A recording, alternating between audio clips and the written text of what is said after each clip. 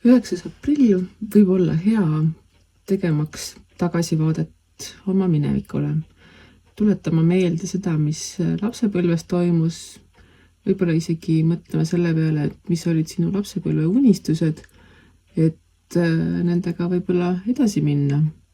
Samuti võib tulla minevikust mõni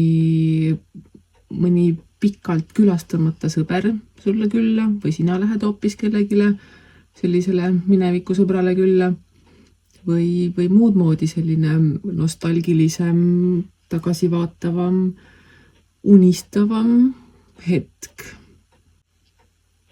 Samuti võib see hetk tuua mälestusi sellistest võib-olla mitte kõige parematest olukordadest, mis samuti nõuavad sinu tähelepanu ning tegelemist, et võib-olla lahendada need sellised ebamugavad tunded, mõtted, mälestused, et saaks kergema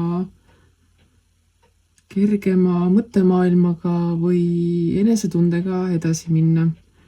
Võib-olla ongi just praegu paras aeg otsida endale mõni terapeut, et tegeleda nende keerulisemate minevikusündmustega.